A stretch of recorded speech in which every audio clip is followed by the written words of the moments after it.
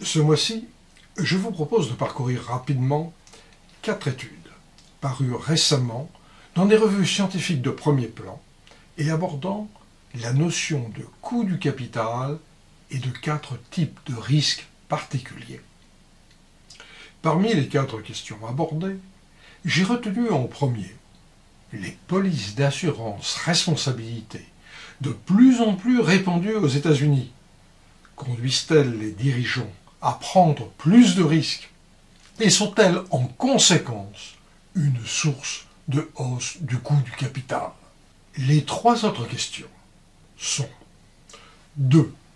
De généreuses indemnités de départ peuvent-elles inciter les dirigeants à prendre plus de risques et donc sont-elles un facteur d'accroissement du coût des ressources financières?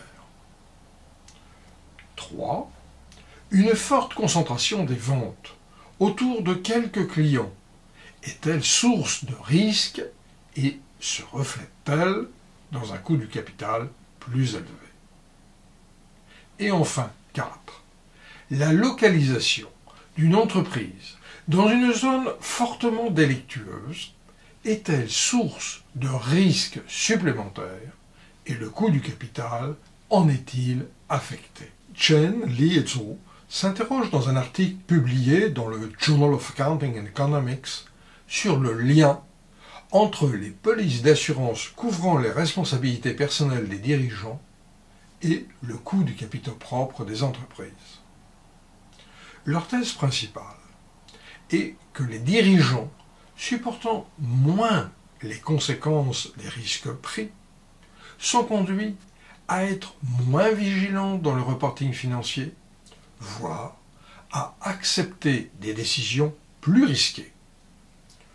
Le marché ne s'y tromperait pas et augmenterait en conséquence ses exigences de rémunération parce que les asymétries d'information sont plus grandes et les risques plus élevés.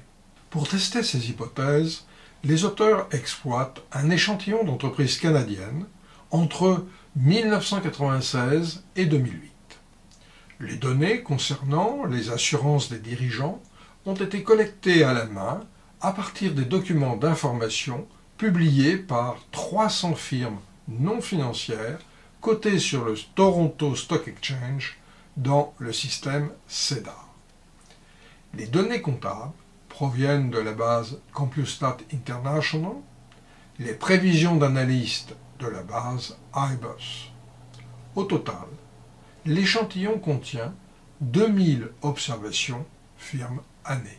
La mesure du coût du capital utilisée est ici un coût implicite, c'est-à-dire le taux actuariel qui permet d'expliquer le cours actuel de l'action à partir d'un modèle courant de valorisation et en s'appuyant sur les prévisions de résultats publiées par les analystes financiers.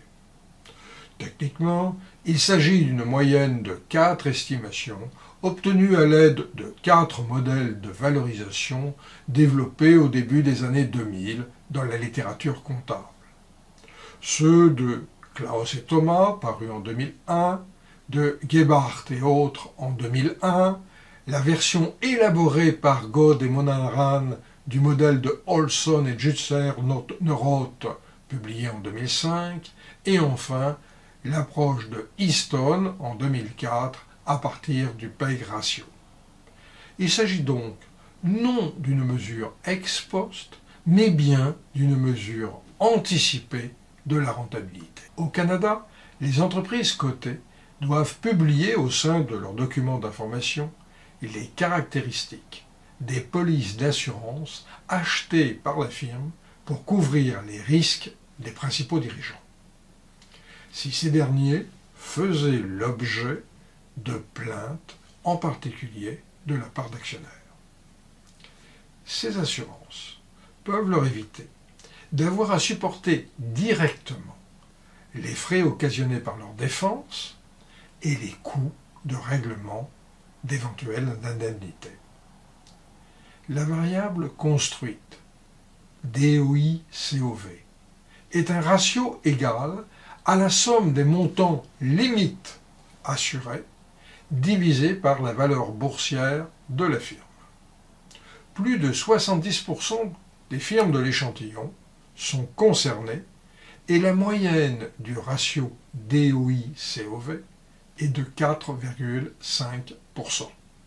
Le modèle de base utilisé est un modèle de régression où la variable dépendante est la prime de risque attendue, différence entre le coût estimé du capital et le taux sans risque.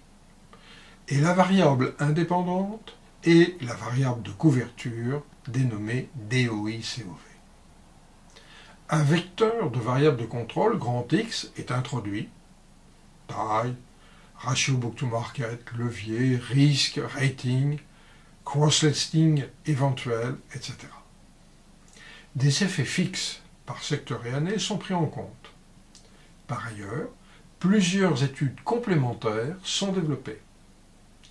Études lead et lag, réaction des marchés à travers des CAR, contrôle pour les risques judiciaires, études D&D liées à un changement exogène de législation. À l'aide de ces estimations, Chen Liuzhou met en évidence une association positive entre la couverture par assurance personnelle des dirigeants et le coût du capital ex ante.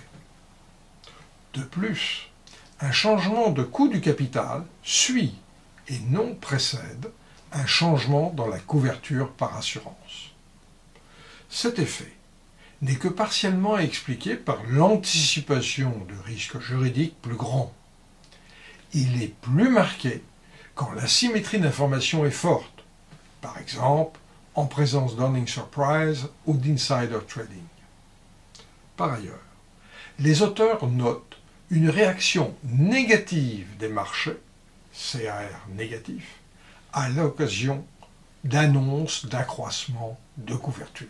Ces résultats sont cohérents avec la thèse selon laquelle ce type d'assurance conduit les dirigeants à prendre plus de risques, à être moins précautionneux en matière d'information des actionnaires.